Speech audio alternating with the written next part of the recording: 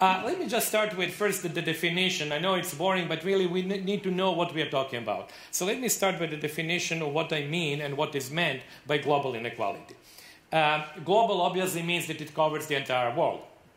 Inequality is very specifically used in the book and in my presentation tonight as inequality in terms of income. So it is really rich and poor in terms of income. And it is also calculated based on family incomes, which are divided by the number of people who live in that household or that family. And it is also, very important point, adjusted by the price levels between the countries. Because I want to mention that simply because we know that price level in Norway, for example, is many times higher than the price level in India. So if we were to actually not adjust for the differences in price levels, we would mistakenly underestimate the incomes in India. So in order to avoid that, we use household survey data from, I will show you later, from something like 120 countries in the world. And each sort of survey is being adjusted by the price level of that country. I mention that because I often get questions of the nature like how can you compare incomes in India with incomes in the United States, in Gabon and in Russia and China, but you do that by the means of adjustment for the price levels. Now, it is not something that I have invented. It is something that has been used for years, and it is the result of very large, probably the largest empirical project in economics, which is called International Comparison Project, that every 6-7 years actually does that kind of assessment of price levels. So that's one part of the massive database that one has to use. The second part is having access to household surveys from as many countries in the world as you can obtain. And there I was, of course, lucky to have been for 20 years in the World Bank Research Department, which actually does have probably still the best access to such surveys in the world. And that's the unit that produces, many of you, of course, are familiar with that. That produces the famous, what used to be $1 per day per person, absolute poverty line. And that is very often quoted in newspapers. But very few people worked that actually, to be quite honest, other than myself, maybe one or two other people worked on inequality, because it was a topic that, in the 1980s or 1980s was not very popular, unlike poverty. So inequality was a little bit of a topic left aside, and maybe only some enthusiastic, people who were like myself, enthusiastically interested in inequality, were working on that. But the data were indeed there.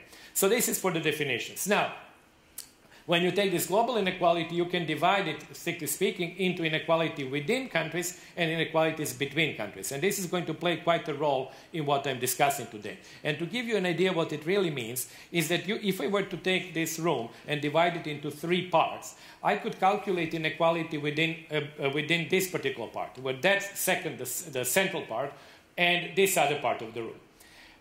So that would be the within national, in my case, or in this case, within room inequalities of the 3 parts.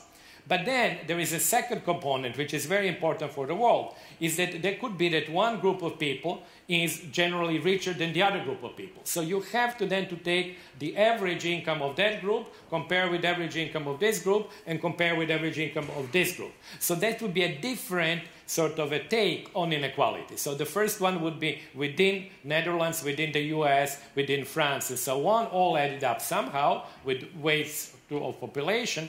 And then the second one would compare the mean incomes between all countries in the world. So it would be China versus all the other countries, the Netherlands versus all the other countries. But as you can see, this is a different type of inequality. And only when you put them together, then you get a global inequality.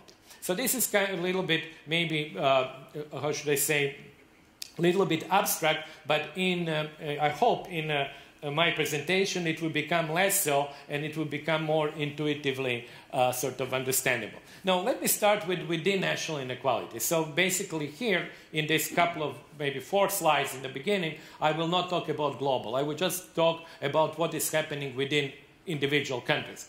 So what has happened over last 50 years, and certainly since early 1980s, is this on the vertical axis you see what is called the Gini coefficient, which is the measure of inequality. So if you just focus on this recent period, this is actually the average Gini coefficient in different countries in the world. This is all put together, and it's not always necessarily the same countries, because sometimes countries, are in the sample, sometimes not. But I want just to point out that there was this tendency towards rising inequality from 1980s to about early 2000s. It's not a surprise, because it's basically why many of you are here tonight, because that issue has become really a big issue of our time, and it has become a big issue of our time because in most countries in the world, mostly rich countries to start with, like UK, the United States, and even continental Europe, and then countries like India, China, Russia, South Africa,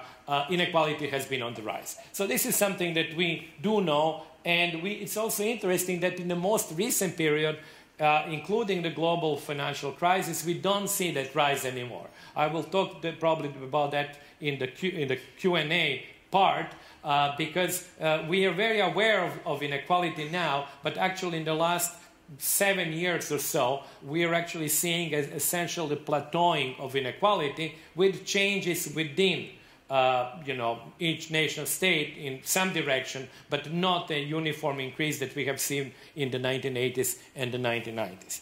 So this is essentially the same thing. I will not read all these things, but essentially what it shows is that the average Gini coefficient, which is measured inequality, went up from something like 36 points to 38 points, which is a significant change, because this is like a little bit like watching grass grow. You don't have measures of inequality jumping up. They are actually, in order to have this Gini coefficient go by 1 point, you have really to have quite a lot of change in the underlying distribution. And this shows the same thing.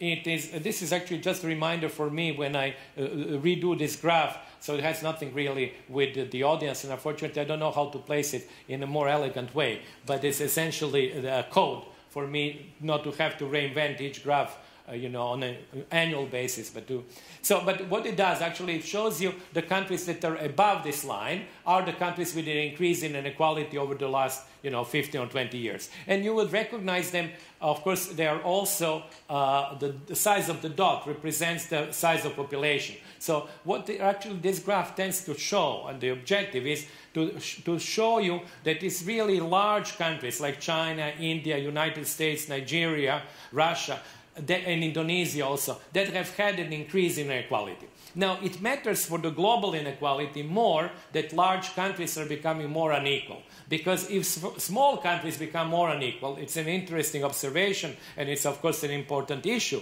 for those countries. But small countries are not going to influence global inequality the way that China or India influence it. And when I come in a minute to global inequality, I would like you just to actually sort of, the intuition should be to look at the relationship between the rich world, which is essentially 500 million people in the European Union, plus 300 million people, or maybe 350 million people in North America, versus India and China. Because that interaction between India, China, and the West is really something which is largely determining what happens to global inequality. However, the reaction of different countries to this within national inequality has not been the same. And I show it here with this graph, which shows you the red line. If you focus on the red line, the red line, I have it for the US and Germany here. The red line is something which is called market inequality. And that's the inequality before government redistribution through transfers or taxes. Now, why this graph, I think, is interesting? Because it shows you first that each country had to face an underlying increase in inequality before actually starting to distribute through transfers and taxes. So essentially, either returns to capital became more uneven, or capital became more concentrated, or, very likely, what happened is that wages became more unequal. So this is the underlying force of inequality, or maybe globalization, which pushes inequality up within nation states. But then you, of course, reduce that inequality first by giving social transfers, redistribution through pensions, unemployment benefits, and so on, and then direct taxation. So then I would like you to focus on the difference between the red line and the blue line. In the case of the United States, you see them going more or less parallel. The implication of that, you have the underlying forces of inequality pushing the envelope, as it were, and then your redistribution policy doesn't change in intensity, so you essentially have final income, which is actually after-tax income, following more or less the same as market income goes up.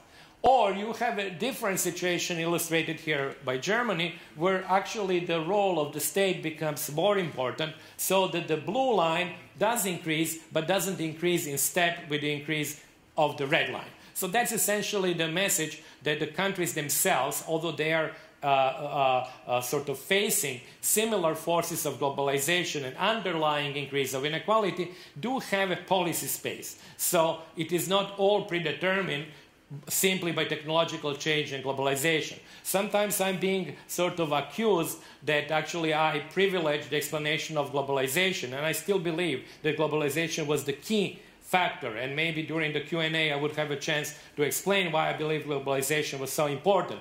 But that does not mean that other forces, including policy and technological change, did not play a role. I actually believe that the three of them, which in my book I called English acronym, is very easy because it is technology, openness, and policy. So it's easy to remember that's actually TOP or TOP, were the three forces that pushed inequality up. Then I come to the between national inequalities, and I promise you I will come also to global inequality, but it's going to take a few more minutes. Then I come to between national inequalities. So this is the inequalities that I mentioned minutes ago between the countries. Now here, what I like, I mean, the way that I think it's very useful to represent them is to actually take here on the horizontal axis your position in your country's national income distribution, and then to contrast, to actually ask, where are you in the global income distribution? So this graph has the US here first, and I will show you in a minute graph for the Netherlands. But suppose that, since we are now in John Adams Institute, let's suppose we are like Americans, and I ask you, what is your income? And then I get all this information that I mentioned before, family income, number of family members, tax rate that you pay, the divide, and all that. And let's suppose that I find you that you are at the 80th percentile of the US income distribution. So you are well off by US standards. You're not the top 1%, you're not even top 10%, but you're what may be called upper middle class in the US. And then I ask you, and that would be the same thing in the Netherlands, I ask you, where do you think you're in a global income distribution? Now, when you think for a moment, if you were to tell me that you're at the 80th percentile, that would be rather unrealistic, because we know that the Netherlands and the US are rich countries. So if you're at the 80th percentile in the US or the Netherlands, you're likely to be at the higher percentile worldwide, because you have to account for many people who are very poor. So if I draw the line here, as you can see, I would go up to almost like, I think, 98th percentile in the world. So that's what this graph shows, that even if you're a very poor American here, you may be, and rightly so, may be unhappy with your position compared to the other Americans, but you're better off than about half of the world population. So you're above the 50th percentile or the median position. And then, obviously, every other richer American percentile is also richer compared to the rest of the world. And that sort of graph then really becomes very, I think, actually powerful in highlighting the position of rich countries and poor countries, because when I do the same graph for countries that are poor like India, the striking fact is not that poorest people in India are also among the poorest people in the world. That's something that we really expect.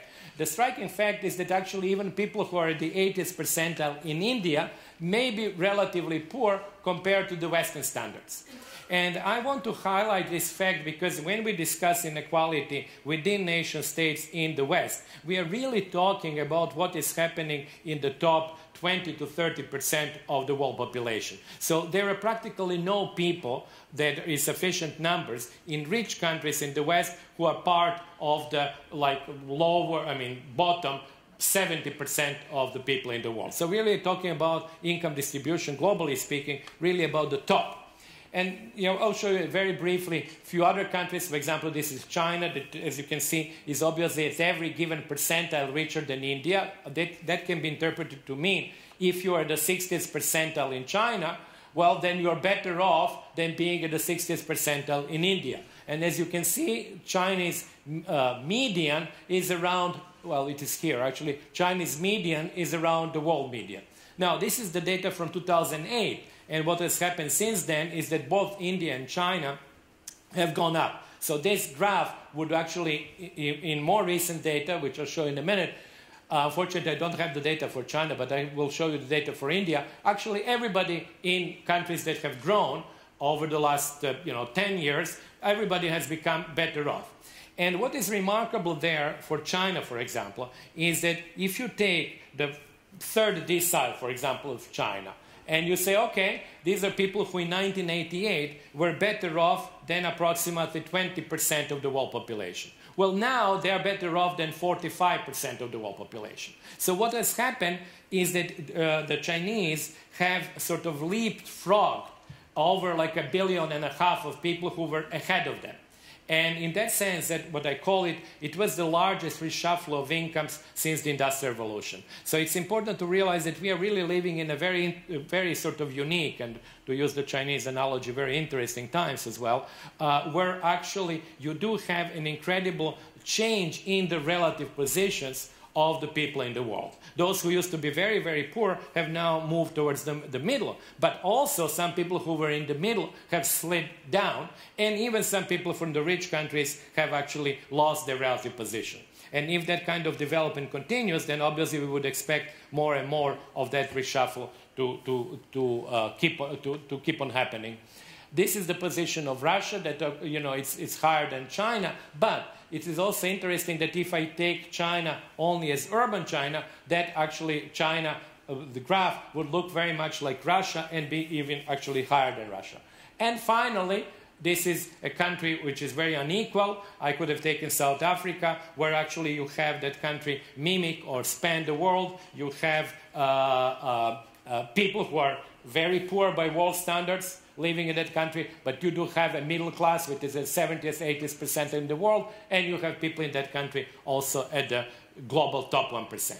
So this is how really the differences between countries get reflected in when you put them all together in a single global graph. So this is the same thing. I will spend only 5 seconds on that, but the reason why I wanted to bring it up, because I wanted to highlight, these are data from 2011, much more recent. I would like to highlight, for example, the fact that India now is essentially shifted up, and as you can see, the top of the Indian distribution is now reaching almost to the global top 1%. And it's also important to realize that the number of people who are at each of these percents in India is very large. We are talking about 12 million people in each percentile. So the average income of those people is already at the very top. Richest 1% of people in India are now almost reaching the global top 1%. So this is this dramatic change which we are observing, particularly between Europe and the rich world in general versus rising, or what Angus Madison called insurgent Asia. But the striking thing still is how rich, of course, is the rich world when you compare it with poorer countries. And here I've, of course, taken the Netherlands and a number of African countries where you actually have a situation that even the top part of the income distribution in some of these African countries does not reach the lowest level, lowest percentile in the Netherlands. And you might have noticed, if you kind of look carefully and compare this slide with the previous slides, that actually the bottom of the Dutch income distribution is higher than the bottom of the American income distribution. That's something that we, of course, know that in European countries, continental European countries, the bottom is better off than the American bottom. Then actually the two become equalized towards the middle of the income distribution. Then the Americans become better off and richer, and that's why you have 12% of Americans in the global top 1%. But in Western Europe, we are talking about 6 to 8% of people from the top 6% of those countries being part of the global top 1%. Now, after having sort of divided global inequality, I would actually now complete my sort of presentation by just now talking about the topic of our tonight's conversation is global inequality. I've defined it before, and let me then, if you ask me, how has global inequality changed historically? Obviously, we don't know, and we don't have the data from the 19th century which really compares with the data that we have now. And I can tell you, even with the data that we have now, we have many problems. So for the 19th century, it was obviously much worse, and we didn't have any data then. It's simply that we are actually working on archival research and guesswork now.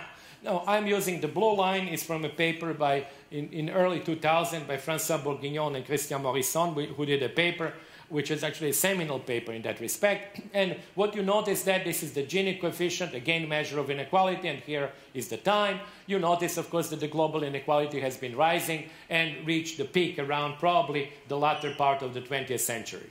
The forces behind that were the forces of Industrial Revolution that set on a path of sustained growth one part of the world, the rich, what became later the rich world, and then in the same time, India and China practically had no growth or actually had a decline. So that was really the force behind that, much more than changes within each individual country. But now we are witnessing, and this is my data with Christoph Lackner, we are witnessing a change. So this is as dramatic a change, or maybe even more dramatic because the time span is shorter, as was the first Industrial Revolution.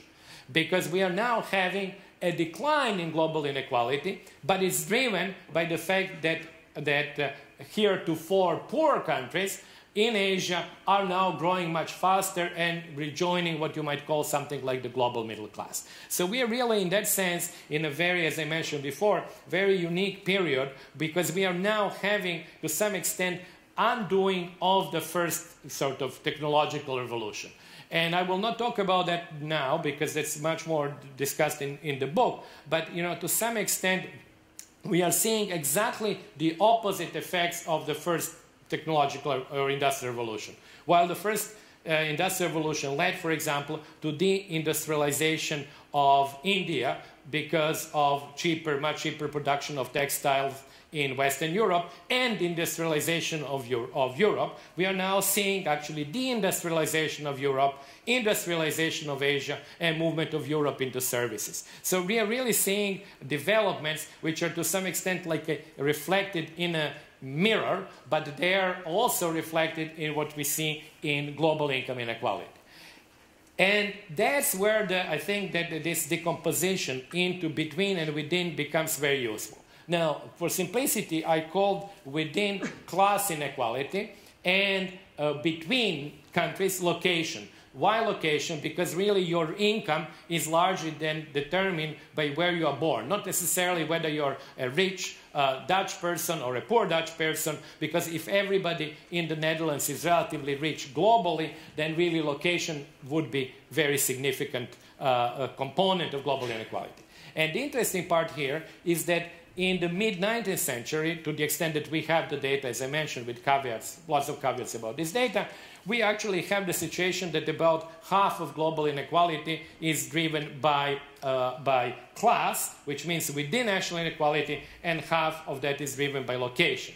That means that the sort of contradictions or the contrast between people living in the same country, between, let's suppose, workers and capitalists, peasants and landlords, or whatever other distinction you want to make, were significant determinant of global inequality. Well, that has changed, as I said before, by the end of the 20th century, where actually location was extremely important. In other words, the very fact that somebody is born in the Netherlands gives him or her a stream of income which is many times higher than if the same person is born in a poor country. And that's actually reflected in the incredibly large share that location takes in explaining global inequality. Location basically means citizenship.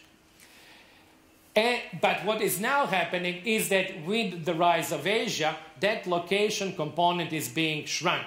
And then if you project it forward, we will actually probably have the decline of global inequality thanks to the shrinkage of the location component, and to sort of greater evenness in the distribution of economic activity, if you will, in the world. But we might have, unless we check further increase in inequality within nation states, we might have an increase in the class part.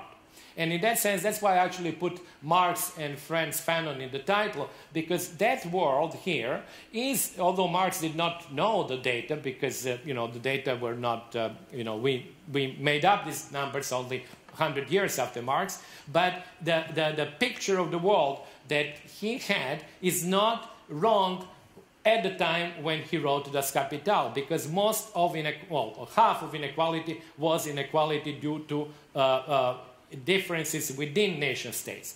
But that picture of the world is very different from what was happening in 1960s, 70s, and 80s, or even 1990s, where location was so important. That's why I took Frantz Fanon, and for people of my age who remember, you know, Mao and his sayings and so on, you would remember that Mao actually did exactly the same thing. He talked about global proletariat, which in his view was Asia, Africa, and Latin America, versus the global bourgeoisie, which was the West, essentially. But that was the picture of the world where location is predominant.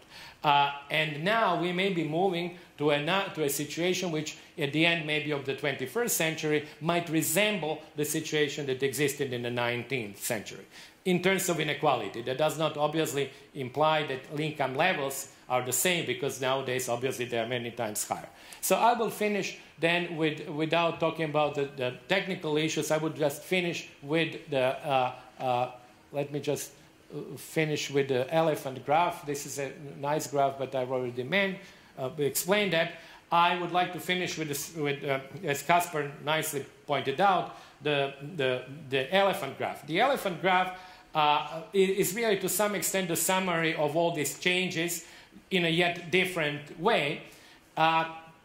And what it does, it actually takes position of people in the income distribution from the poorest percentile in the world to the richest, which is this famous top 1%, but on a global scale, and then asks the following very simple question. Show me what was the rate of growth between 1998 and 2008, or even in a more recent update until 2011, at these different percentiles of the income distribution.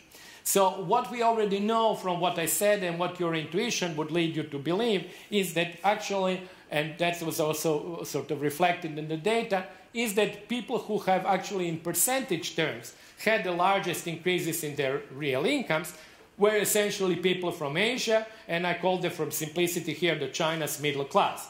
Obviously, there is really a much greater number of people. We're talking here about 2 billion people. And also one has to be aware that while these increases are very significant in percentage terms, because incomes of these people are relatively low still, they are not that significant in absolute sense. So if my income is $6 per day, then the doubling of that would bring me to $12 per day, which would be still below the poverty line, for example, in the Netherlands. So we have to realize that in absolute terms, these are not very large increases of income, but they are very significant in terms of the previous level of income, or in percentage terms. Now, the group, however, which had very little of the increase in percentage terms, was a group that was, of course, and is still much richer than, as you can see, they're at the 80th percentile of the world income distribution, so they're much richer than people who are at the 50th percentile, but they didn't have much growth. And then when you look at who are these people there, you find essentially rich countries, lower parts of their income distributions, and in particular I would like to single out, because they're very sizable, big countries, US, Japan, and Germany. And then when you look at their bottom 50% of the income distribution, you receive very little growth. For the US, we know that, although US does actually better than Japan, where growth was quite close to zero, and actually does even better than Germany, where growth was in the single-digit numbers, cumulative over the entire period. And these three countries, as you know, the three of them represent almost 500 million people, so the bottom halves of their income distributions are 250 million people with very little growth. And then, of course, the top of the income distribution is people who were the global top 1% with very large relative increase, and more importantly, very large absolute increase, because their incomes were very high to start with. So this is essentially the picture, and I will stop at that point, the picture of the changes which have happened between 1988 and 2008 or 2011. Now, the only effect, well, that's not the only, but the effect that you see of the global financial crisis is to have made this point here even more significant, because while the global financial crisis lasted in the West, countries of Asia have continued growing. So over like 7 or 8 years, their incomes have increased even further. So actually these gains, the gains of that middle group have become larger, and the middle group is slowly are actually moving towards higher percentiles, because there is lots of churning or lots of shuffling which happens behind this graph. And then we have also had lower growth rates for the very top, because the very top is still overwhelmingly represented by the top income distributions from the rich countries, and these people have had actually relatively bad period, because as you know, between 2007 and 2010, the top of the income distribution lost quite a lot in terms of income from capital and even income from top salaries.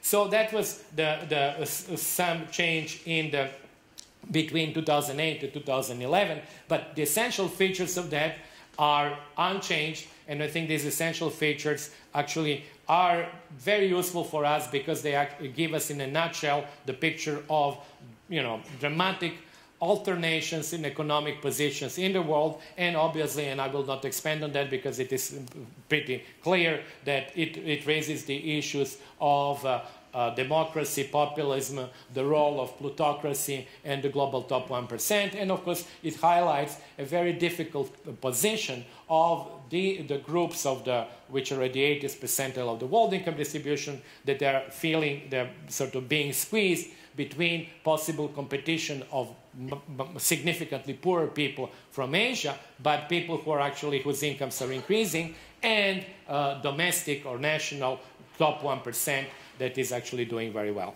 So in a nutshell, I think it sort of summarizes many of these political dilemmas, but it certainly does not solve them, nor does it actually by itself provide an answer to what one should or what we should do in the future. So I think actually on this slightly sort of agnostic note, let me finish my presentation, and of course I will be very happy to sort of continue with the questions and answers, and also I'm sure that Kasper would have also other, you know, difficult questions for me to answer. So I would like once again to thank you very much for your attention. Thank you very much.